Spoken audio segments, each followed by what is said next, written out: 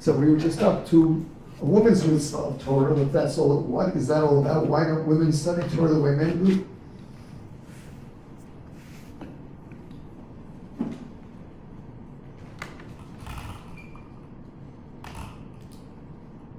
Yeah. So the Gemara tells us that one should not teach his daughter Torah because she turns it into vanity.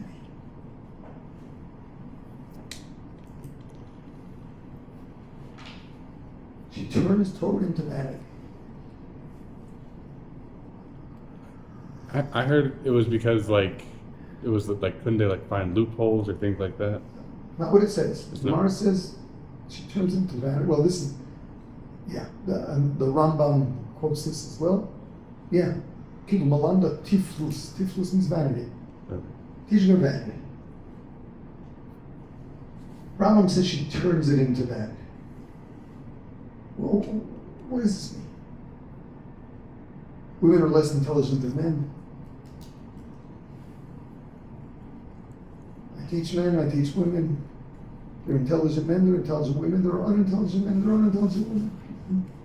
I don't find that it makes much of a difference.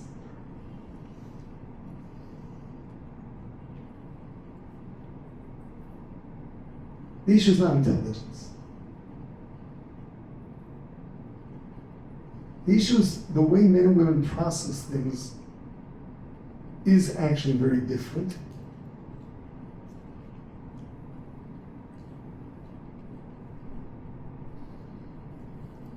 And as a result of it, the medium for Torah study has to be different for men and women.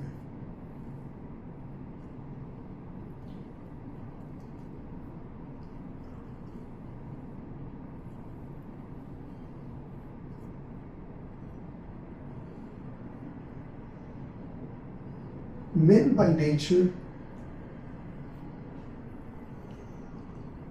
are sort of detached from experiencing life. It seems like we take our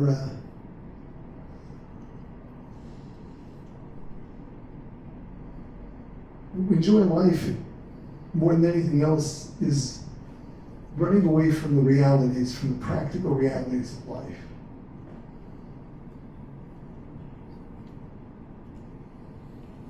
Out in the world out there, it's spectator sports.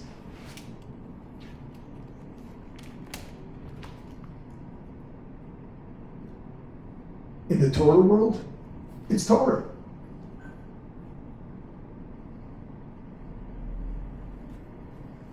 What do I mean? The way Torah Shalom is taught, the Gemara. We're dealing with all sorts of cases and stories and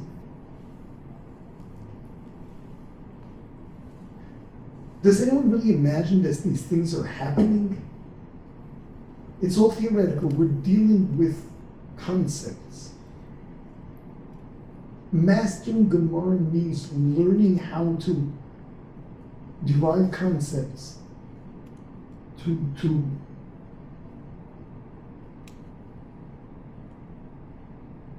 analyze the abstract.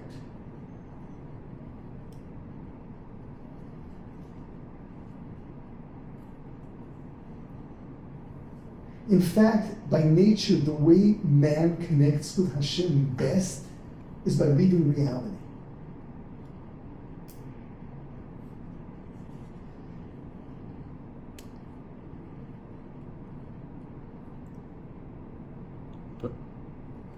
Examples? Even the Shemona Esrei. It's supposed to be transcending daily life.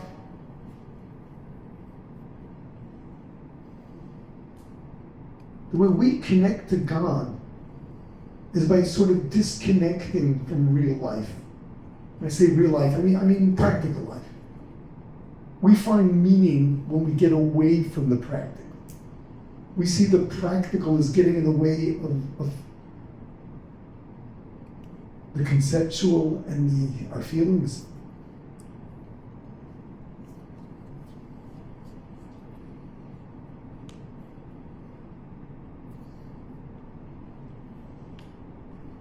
women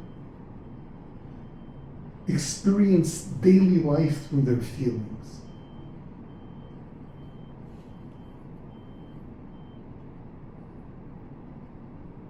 Everything they read and study, they take personally.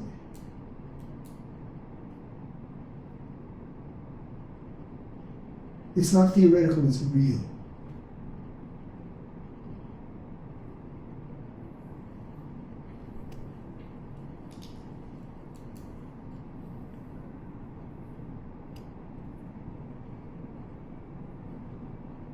Typically,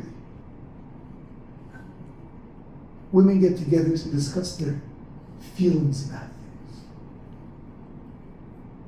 They make fun of the guys that get together to talk about football.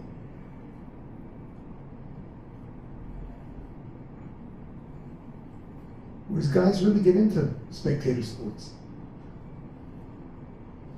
And when you talk to them about feelings, their eyes start rolling. What man is interested to discuss somebody's feelings? One of the challenges of marriage.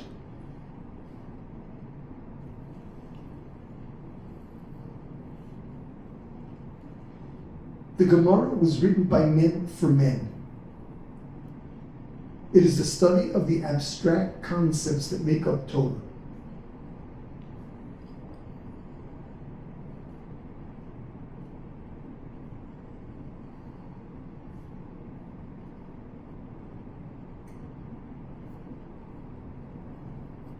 So that it is common, you'll find a Gemara that gives us a case, or gives us a halacha, and the Gemara says, well, this only really works in such and such a situation, and it gives us some way out situation.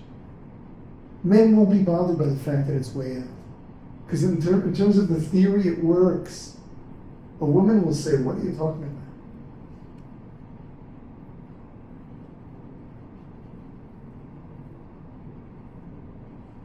I have some favorite examples.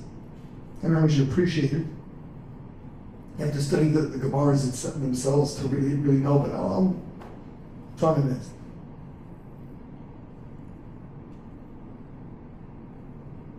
But the story goes back to sort of the peak of the feminist movement. When Rebbe Weinberg, Rav Noah's wife, used to tour college campuses, speak about Judaism. And then one of the biggest challenges to orthodoxy was feminism, with the claim that it discriminates against women. So she had no problem with that. She was a very powerful woman. They had never seen a woman like that. They would ask her, why can't women be rabbis? She would say, I'm a rabbi. And they couldn't argue with that one.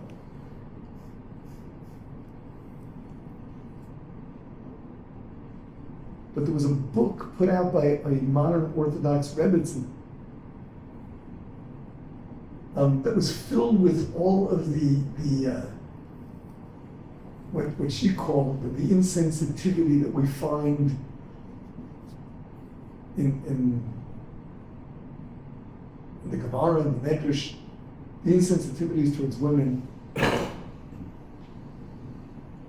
Rabbi Weinberg said, I never studied these Gemaras, so she asked me to go through the book and, give her my feelings about it. So I just opened to one page, and the page the title was, the rabbis advocate marry your daughter off before she turns 3.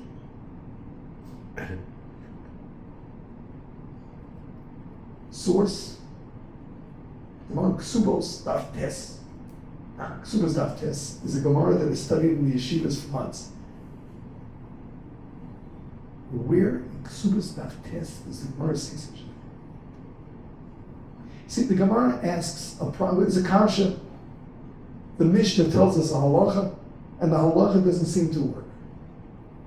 Says the Gemara, there are 2 cases where it will work.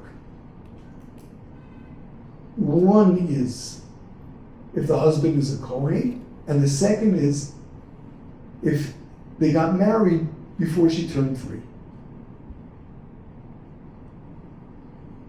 So this woman is saying that the rabbis are advocating marry your daughter for Jews. It's not what they were doing. They weren't advocating anything. They said in theory, the only way that this halach could be true is if someone got married before they were 3. A woman finds that offensive. A man is dealing with the theoretical. The Gemara never told me to do anything.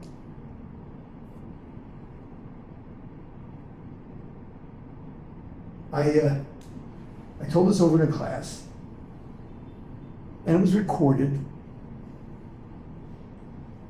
There was somebody who heard it, and he found it very interesting because he had the same experience. He was studying the Masechta Kiddushin with his son. And the Gemara talks about the halacha is that the way you marry is you have to give a woman something that is worth money.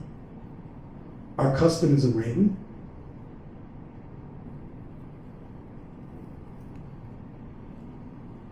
It's kidikach, it is as if you are buying something, and that creates marriage. If you say Harayat Mukudeshes. So there's a whole sugya there. The Gemara talks about Makadesh b'milva, which means I didn't really give her anything. One case is she owed me money, and I tell her instead of repaying me, become my wife. In other words, there's a transfer of money without a physical transfer of money. A whole discussion, does that work, does it not work? So he says he was studying this with his son, and his wife comes over and says, that's the way you get married. There are worse cases in that Gemara. The Gemara is trying to figure out how this works. What do you need a physical transfer? So, for example, someone tells a woman, here's money for Kiddushin. This is, I want to marry you and I have to transfer, here it is. And she says, give it to my dog. Does that work or does that not work? Does the Gemara mean that someone's going to do this? Are they advocating that anyone does this? What they're trying to do is analyze what do you need a physical transfer of money from one hand to another? They're trying to understand what is it that creates marriage. This is a theoretical discussion. In other words, it's a conceptual discussion. So this was that's the way you get married. No one gets married like that. The Gemara is trying to analyze what creates this situation of marriage. So you see, women don't work that way. Men,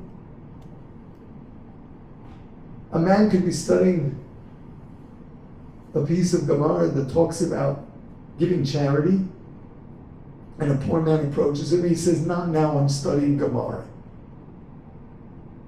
When we study Gemara, we're theoretical. That medium was not meant for women. A woman takes everything to be real and personal. She feels the Gemara, she relives it. It's not for her.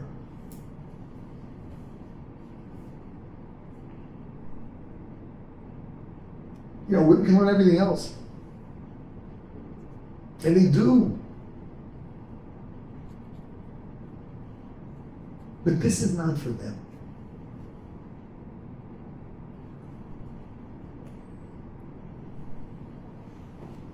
Yeah. I guess it's 2 things, but so if Gemara is not the medium for them, but they still learn everything else, I guess how would they get a deeper concept of the mitzvot that they are obligated in? There is a lot that deals with this directly that is not in the form of Gemara. You know, the Ramban on the Chumash. But it doesn't have like the practical laws of... The practical laws they can study in the there are lots of anthologies of halacha that don't go through the conceptual. And women do study them. Traditionally they did. But so then I guess a follow-up question to that is, why don't they have a mitzvah of Talmud, like learning Because Torah. it's a different thing. The mitzvah of Talmud Torah for the man is being totally involved in that pursuit of the abstract of Torah. And that a woman doesn't have. But a woman is required to know Torah. She's required to know what to do. She's required to know what we stand for. She's required to understand the meaning of it. So But it's a different thing. That's not the mitzvah of Talmud Torah. What is it? It's that which enables you to fulfill all the commandments. so the mitzvah in that case is like the destination for them, like to Yes, yeah. yes. For example, women make the Birkas HaTorah, the Bracha Torah every morning. Right. Women make it. Women make it. Yeah. Well, no, I agree with the premise that, obviously women and men have fundamental differences, psychological, not just physical, but psychological differences in how they process and learn. But I didn't really understand the example, because I think that, what you're describing as theoretical medium, I think, or at least from what I saw in the examples you gave, that it seems like question of understanding and intelligence. I mean, I've met. No, that's not intelligence. It's not intelligence. But to understand. Not intelligence. There are plenty of intelligent women. They will get the concept, No. but they will be offended by the way it was presented. A woman cannot just, overlook what was presented. A woman is not capable of doing that. It is going to offend. Still, I disagree. I mean, at least in the example that, let's take the first example that you said. What was the first example? It was the rabbis are advocating you marry your daughter off before 3. right. If she understood the Gemara, that was being used as an example. No, you're a man. Right. A woman would say it's offensive to use such an example. I disagree. Because you're a man. No, I've come. Look, I didn't go to a yeshiva before high school. The high school I went to, Heschel, is a very, reformed, right? Yeah. And we have classes of Talmud, the honors classes Talmud, where you study men and women together. And I know a lot of women who will understand theoretical, even if it's offensive. They understand it, but they find it offensive. I don't think so. They do. Yeah. That's my experience. Yeah, for It's sure. my experience. My mom's offended by most of what I share. Right. They find it offensive. They definitely find it offensive. All right. I mean, the particular book it was just such a perfect example of it. Such a perfect example. This is not a lack of intelligence in any way whatsoever. Mm-hmm. If anything, they say that men are just not present. They look at us and say we're just not present. We're able to swallow such a thing in favor of the theoretical, overlooking the fact that you just made a totally offensive statement. That's the way they look at it.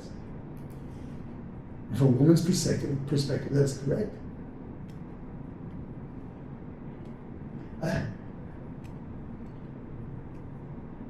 This happened twice, and will probably happen again this year.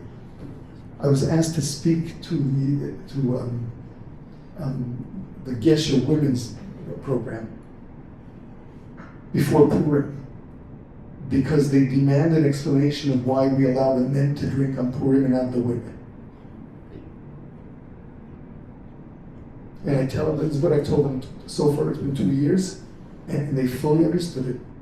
I said that the way a man connects to Hashem is by leaving reality. When a guy is drunk, he's all the way out there. The way a woman connects to Hashem is by reality, not by moving away from it. When I presented it, they knew exactly what I was talking about. They knew exactly what I was talking about. Yeah. Do women have that mitzvah of like the Getting drunk on Purim? No? No, to celebrate Purim, yes. Getting drunk, no. Do men have a mitzvah to get drunk? Questionable. Okay. It's questionable. Many hold that they do. Well, what's like you need to not know the difference between? The question is that literal or not? Okay. Was the Gemara actually advocating intoxication, or did it mean that you have a good meal with drink, with food and drink? It didn't literally mean to get drunk. Is that to be taken literally? That on Purim you haven't fulfilled your mitzvah until you really can't tell the difference. So why don't women have that mitzvah if they are obligated in everything else on Purim? Aren't they obligated in the 4? They're obligated in all the mitzvahs of the day. However, the Gemara tells that it's wrong for a woman to get drunk.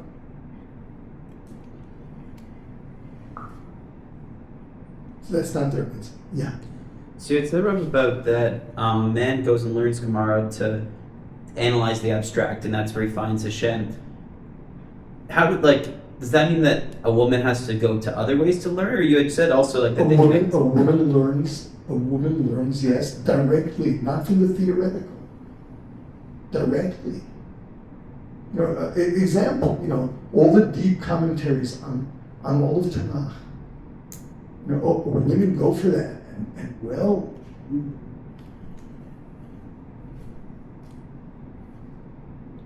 So more the stuff. It's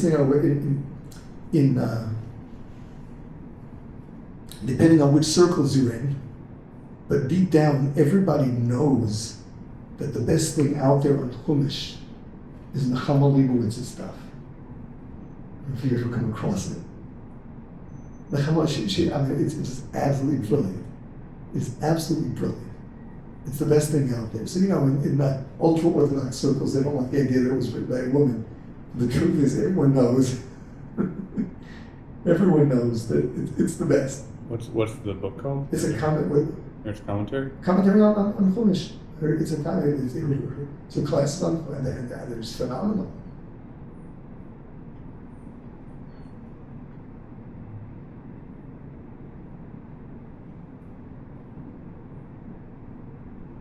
There's no.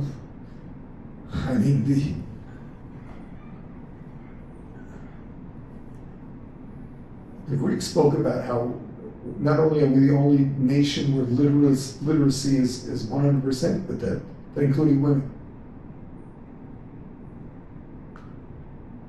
The question is why Rambam seems to relate to women as unintelligent. Well, we don't get it. Do you think would it have been just the times, or? That's what we think, but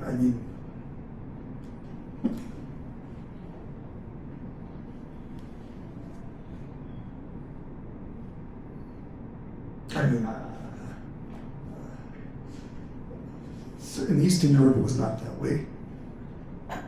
It was not that way. Maybe in the Middle East it wasn't. Maybe they picked it up from the neighbors because in Middle Eastern culture the women are not entities. But the Rambam was the Rambam.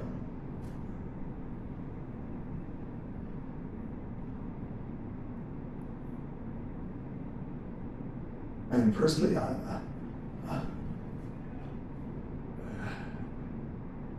mother actually used to teach me when I was growing up.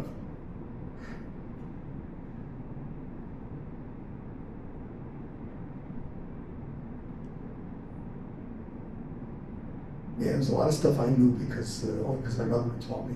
Talking about mostly philosophy. Rambam's Morning of the Guide to the Perplexed. My mother taught me that. I never learned that in Yeshiva. She read it to me when I was 14.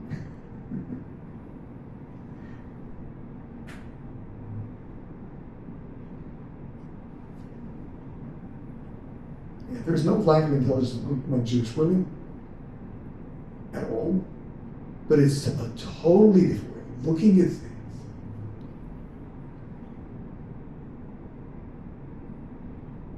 It was very typical. Just before my bar mitzvah, my father was teaching me to put on tefillin,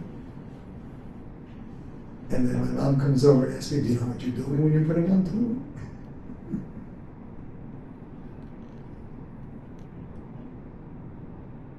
Yeah. Okay.